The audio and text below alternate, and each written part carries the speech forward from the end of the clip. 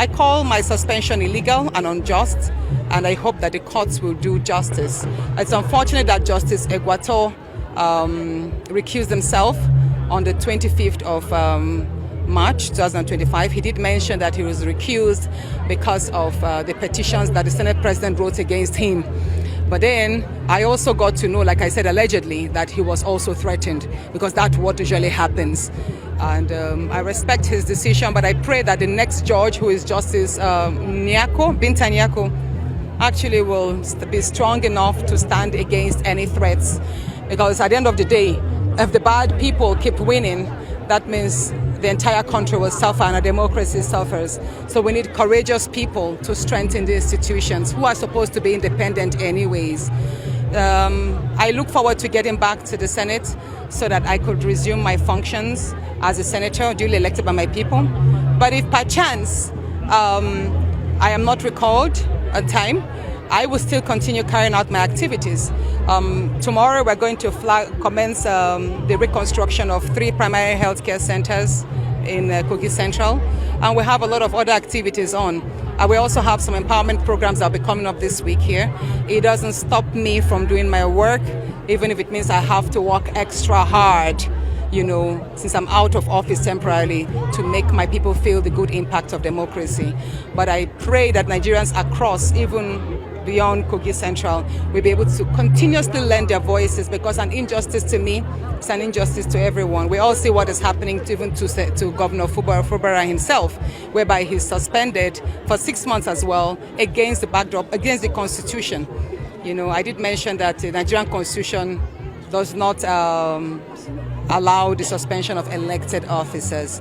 So again, I thank Nigerians, I thank Nigerian women for their support, for their understanding. Yesterday, when I received the award for the Voice of Good Governance, the chair in the hall, when I was called, just reaffirmed that many people are with me.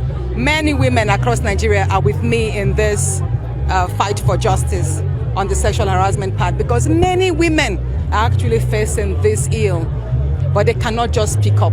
And most of these men, some of the men actually who criticize me, I will tell them, well, they should go home, call their wives, call their daughters and ask them. They will be surprised what their wives and daughters will tell them that goes on in workplaces or in the learning institutions.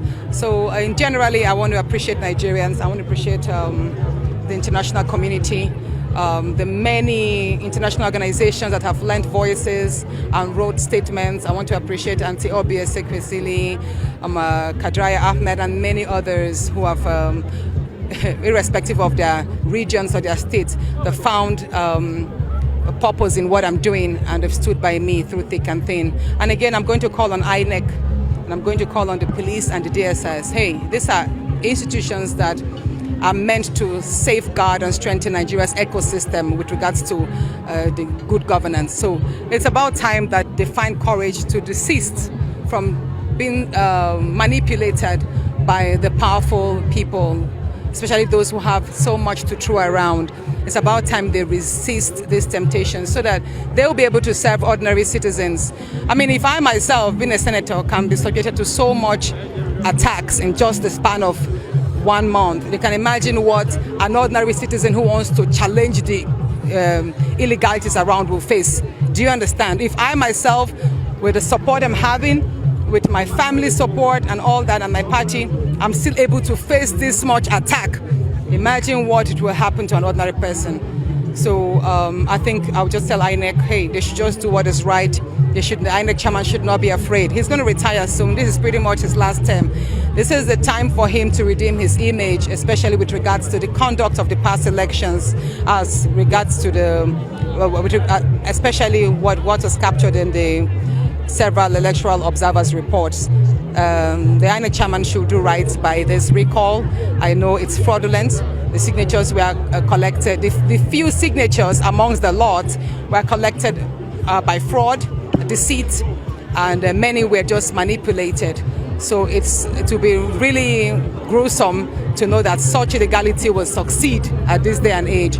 I have nothing been other than a good citizen, a law-abiding citizen, and I don't think I should suffer just because I decide to dare the corrupt institutions, because what they're doing to me is trying to break me down. All of what has happened is just a plot to break me down, make me apologize, and make me fall in line and behave like every other senator or every other politician. But I have always said, I got into politics not to behave like a typical politician, but to try to reform the political space so that it can be safer and more effective, you understand, for Nigerians. So that's it.